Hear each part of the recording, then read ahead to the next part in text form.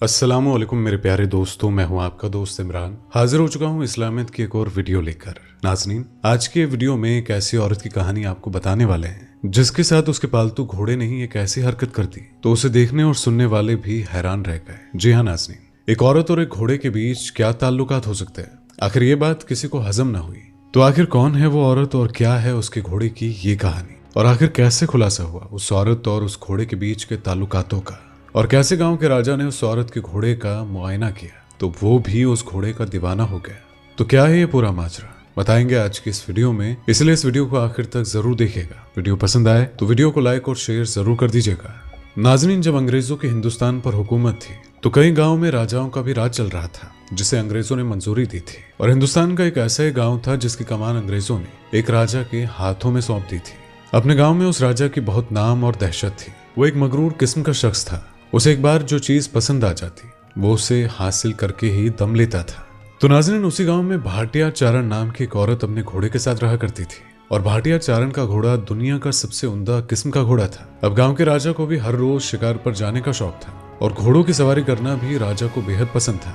एक रोज राजा ने अपने सिपाहियों को हुक्म दिया कि उसे एक ऐसा घोड़ा ला कर दिया जाए जो उम्दा नस्ल का हो। अब राजा के सिपाहियों ने पूरे गांव के घोड़ों को राजा के महल में उनके सामने लाकर पेश कर दिया, और इसी में भाटिया चारण का घोड़ा भी शामिल था। राजा ने सभी घोड़ों की सवारी करके देखी, लेकिन राजा को किसी भी घोड़े की सवारी करके तसल्ली नहीं हुई। आखिर में सिपाहियों ने भाटिया चारण के घोड़े को राजा के सामने पेश किया और कहा कि महाराज, ये घोड़ा उम्दा नस्ल का घोड़ा है और बेहद ही ज़हीन है। राजा ने उस घोड़े की सवारी की तो वाकई में वो घोड़ा काबिले तारीफ था, और राजा ने अपनी जिंदगी में आज तक ऐसा बेहद उम्दा और उसके जैसा खूबसूरत घोड़ा नहीं देखा था। राजा उस घोड़े से बेहद ही मुतमईन हो गया था और सिपाहियों को हुक्म दिया कि वो उसी घोड़े पर शिकार खेलने के लिए जाना चाहता है। राजा ने फौरन ही अपने सिपाहियों को हुक्म दिया कि इस घोड़े की मालकिन को उनके सामने पेश किया जाए।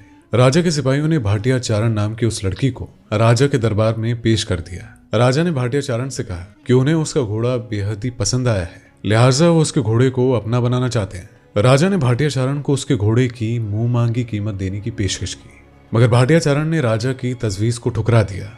और नाज़रीन, आपको बता दें कि भाटिया चारण का इस दुनिया में उस घोड़े के सिवा और कोई नहीं था। वो यतीम थी।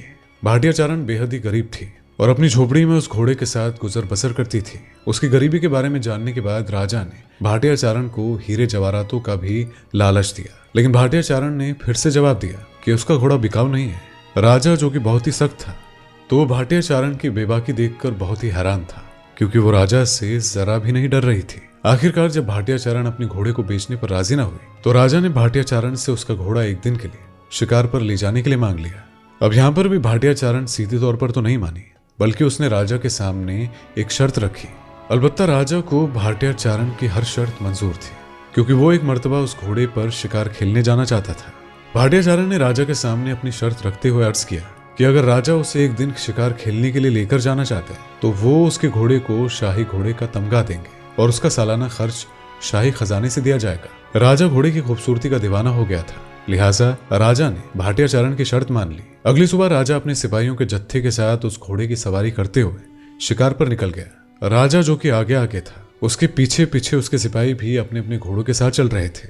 भाटिया चारण का जो घोड़ा था वो तेजी से हवा के साथ बात कर रहा था। सिपाहियों को समझ नहीं आ रहा था कि राजा ने अपनी रोजाना के शिकार के ठिकाने को आखिर क्यों तब्दील कर दिया। घोड़े ने धीरे धीरे अपनी चाल को तेज कर दिया और तेजी से जंगल के अंदर भागने लगा। अब राजा के सिपाही उसका पीछा करने लगते। अब यहाँ पर घोड़ा राजा को अपने साथ जंगल के उस हिस्से में ले गया जहाँ पर चारों तरफ रसीले फल और राजा के मनपसंद शिकार मौजूद थे। इस जगह हरियाली ही हरियाली थी और सुगंधित फूलों की महक चारों तरफ बिखरी हुई थी। राजा, जो कि घोड़े की अक्लमंदी से बेहद खुश हुए, और यहाँ इस जगह से राजा ने अपना मनपसंद शिकार भी किया। शिकार से वापस लौटकर राजा ने भाटिया चारण को अपने दरबार में फिर से बुलाया। राजा ने घोड़े की तारीफें करते हुए भाटिया चारण से फरमाया कि तुम्हारा घोड़ा तो बेहद ही चालाक और समझदार है। और नाज़रीन, आपको बता दें कि राजा ने आखिरी बार फिर से भाटिया चारण से उसका घोड़ा खरीदने की फिर से पेशकश की, मगर फिर से इस दफा भाटिया चारण का जवाब ना ही था। राजा ने भी भाटिया चारण को ज्यादा मजबूर ना किया और उसे जाने दिया। भाटिया चारण की शर्त के मुताबिक उसके घोड़े को शाही घोड़े का तमगा दे दिया गया। अब भाटिया चारण का घोड़ा एक शाही घोड़ा कहलाने लगा था। अब जब भी राजा को शिकार खेलने का मन होता तो वो भाटिया चारण का घोड़ा ही लेकर जाता। लिहाजा इसी वजह से भाटिया चारण का महल में आना जाना लगा रहता।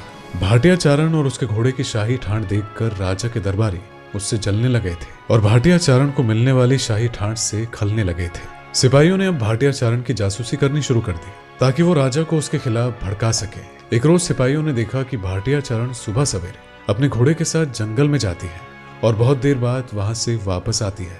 अब सिपाहियों को शक हुआ कि भाटिया चारण और उसके घोड़े के बीच कुछ ऐसे ताल्लुकात हैं जिन पर किसी भी इंसान को शर्मिंदा होना पड़े।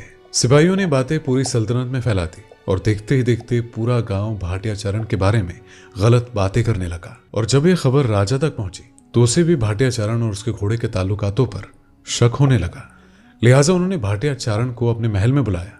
भाटिया चारण भी जान चुके थे कि गांव भर में उसके बारे में क्या क्या बातें चल रही थी और क्यों उसे राजा के सामने पेश किया गया। राजा ने अपनी पूछताछ शुरू कर दी और भाटिया चारण से पूछा कि आखिर उसके घोड़े में ऐसी क्या खास बात है कि वो अपने घोड़े को नहीं बेचती है। इस सवाल के जवाब में भाटिया चारण ने अपनी सफाई पेश की और कहने लगे कि वो जानवरों से बहुत मोहब्बत करती है और वो जानवर की खिदमत करती है। वो बचपन से ही यतीम है और उसके पास कोई नहीं है। एक दफा जब वो जंगल में भटक गई थी तभी एक बाबा उसे जंगल में मिले और उसको एक घोड़ा दे दिया था और कहा था कि अगर वो इस घोड़े की खिदमत करेगी तो घोड़ा भी उससे प्यार और उसे तवज्जो देगा। तभी से ये घोड़ा भाटिया चारण के साथ है और जंगल में उसे ऐसी जगह ले जाता है जहां से कि वो फल और शिकार लेकर बाजार में बेच देती है और जिससे उसका गुजारा चलता है।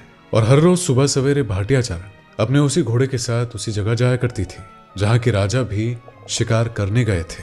तो नाज़रीन, आपको बता दें कि भाटिया चारण की बातें सुनकर राजा को यकीन हो गया कि उसके बारे में जो भी खबर फैलाई जा रही है वो महज एक अफवाह है। राजा ने अपने सिपाहियों को हुक्म दिया कि भाटिया चारण के बारे में फैलाई जा रही अफवाहों को फौरी तौर पर बंद कर दिया जाए। और नाज़रीन, अल्लाह तबारक व तआला ने अर्ज किया है कि ऐ मेरे प्यारे मोमिनो, तुम दिल में हर किसी के लिए मोहब्बत और प्यार कायम करो। तुम्हारी गवाही तो खुद अल्लाह तबारक व तआला दे देगा, जिस तरह से भाटिया चारण की सच्चाई की गवाही खुदा ने दी। तो नाज़रीन, अगर आपको ये वीडियो पसंद आई हो तो इस वीडियो को लाइक और शेयर जरूर कर दीजिएगा और इसी तरह की वीडियोस को देखने के लिए हमारे चैनल को अभी के अभी सब्सक्राइब कर लीजिएगा। तो आपसे मुलाकात होगी अगली वीडियो में, तब तक के लिए अल्लाह हाफिज। दोस्तों, आपको स्क्रीन पर 2 और वीडियोस दिखाई दे रही हैं, जिसे देखने के लिए स्क्रीन पर क्लिक करें।